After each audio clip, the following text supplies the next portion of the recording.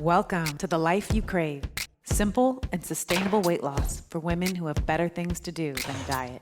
I'm your host, Leah Pinelli. I help ambitious, badass women stop overeating, overworking, and overgiving to lose weight from a place of love. I'll help you simplify weight loss, end your overwhelm, and create the life you crave. If you like what you hear, please like and subscribe to this podcast. Let's get started. Hey there, friends. So as I sat down to write out a podcast sequence for the month of December, I realized that what's really on the minds of all of my listeners and my clients alike is all about overeating, because it's the holiday season. And during the holiday season, we all seem to feel that same sense of anxiety and dread and fear, really, around the holidays.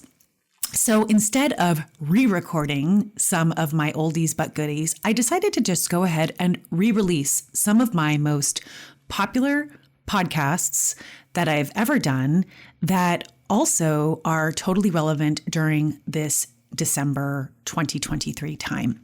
So these are replays, but everything in these replays is totally relevant. And I think it's exactly what we are all craving at this time of year.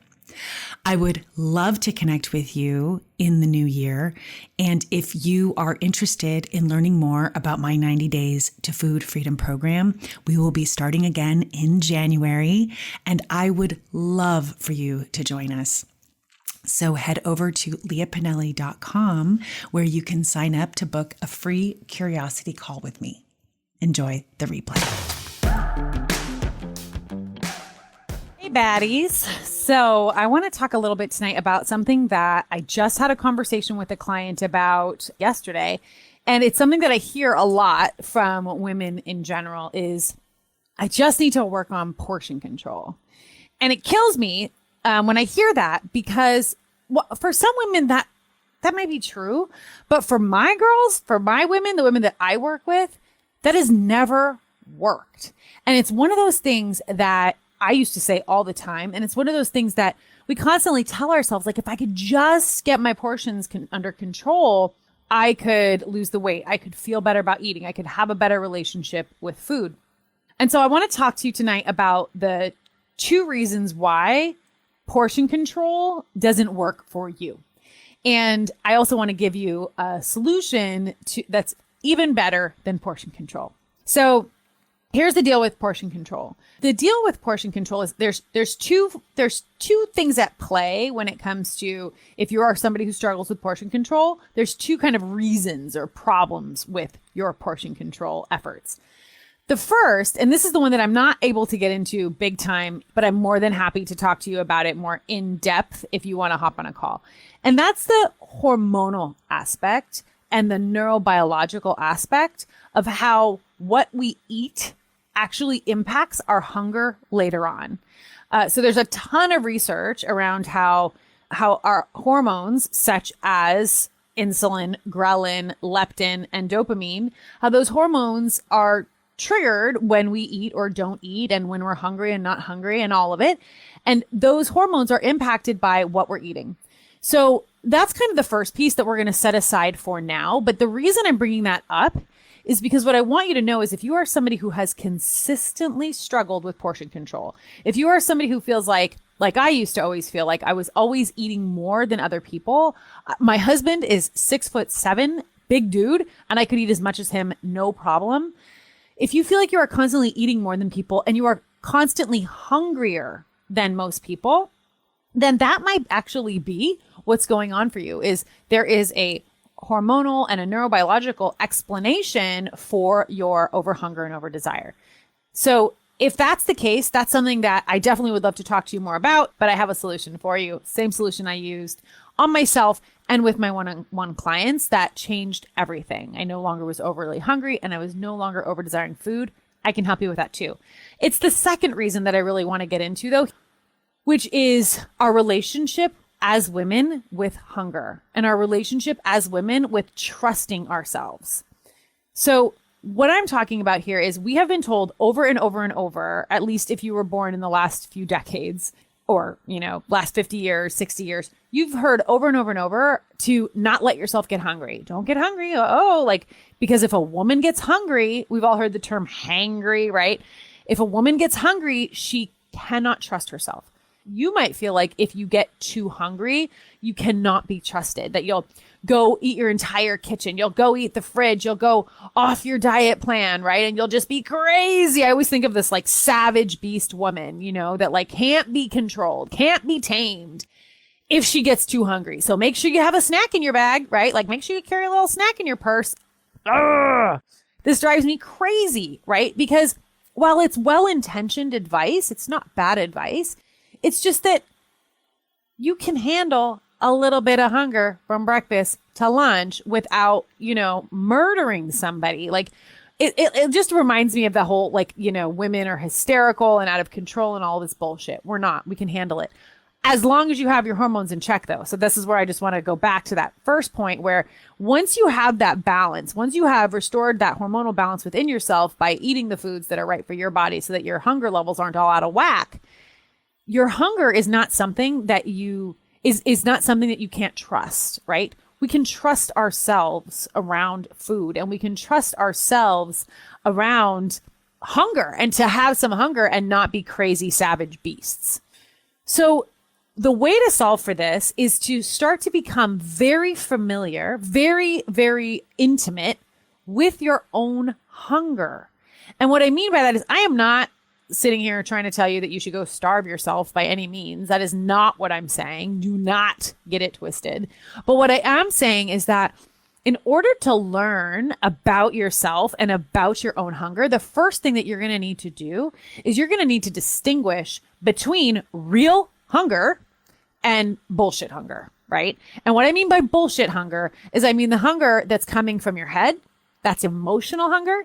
And everybody always wants to tell me, I'm not an emotional eater, right? But the truth is if you overeat consistently, there's the only reason you're overeating is not because your stomach is telling you to do it. If your stomach is telling you that you're hungry, then you are eating for physical reasons, not for emotional reasons, right? Just by definition.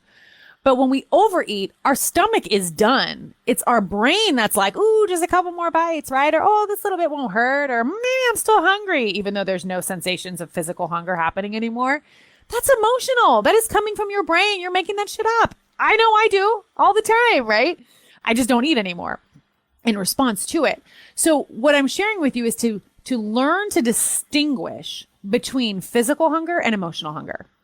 And the difference, and I'll tell you straight up right here and now, the difference between physical hunger and emotional hunger is that physical hunger is a sensation that happens in your physical body.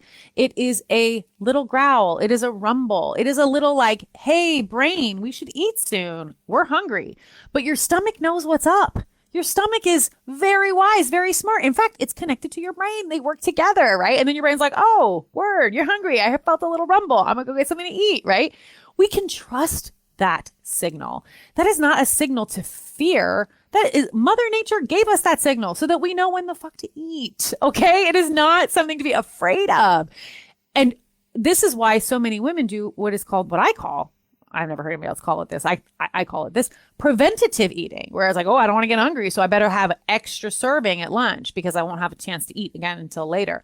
Or I better eat this meal now, even though I'm not hungry because, I don't want to get hungry later. It's like, why not? You'll be okay if you're a little bit hungry later.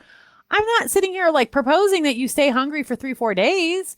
I'm just saying you'll make it to the next meal, right? If your hormones are in check. Please hear me with that one.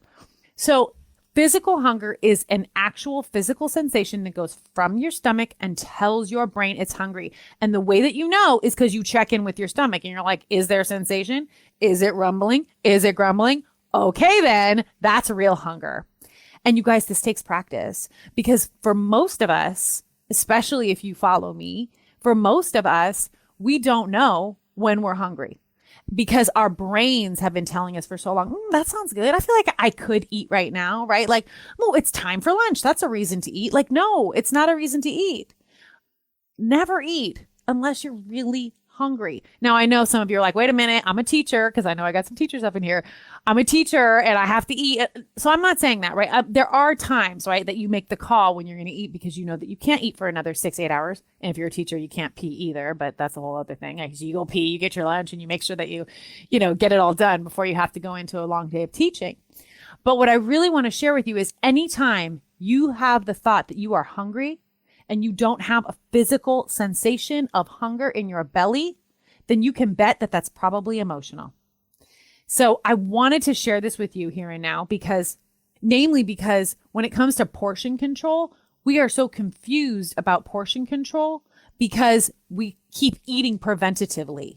And we keep thinking we have to stock up, right, on food in order to not get hungry later because we can't be trusted. You can be trusted with your hunger. You can be trusted with it. And the second thing I want to say about that is that this is something we can teach our children, right? Whether you're a parent or whether you're an educator, you can teach your children to not eat unless they are hungry, right? Because we get this from, the generations before us. It's like, eat. The thing is it's different than it was 50, 100, 200 years ago, because now food is so prevalent. It is everywhere. We can access food 24/7 from our phones, even delivered to our door at 3 a.m. No problem, right? We don't have the same need to eat preventatively the way that maybe our grandparents did. So I just want to share that with you because we can change this shit now. You can teach your kids, especially your girls, boys too, but your girls, how to access their hunger signals, the hunger signals that Mother Nature built in for them, and allow themselves to be guided by their own bodies and not by some like weird bullshit social norms and parameters that people have set up for them, so that they do not get to be the age that you are and that I am, and they are still confused about their own bodies and about their own hunger and afraid of their own hunger. Done with that. You've been listening to The Life You Crave. I lost 30 pounds years ago without dieting, willpower, or deprivation. I'm on a mission to help other women, including you, do the same. You can book a free weight loss strategy session with me over at leahpinelli.com. That's LIAPINELLI.com. See you on our next call or on the next episode. And remember to like, subscribe, and leave a comment on iTunes.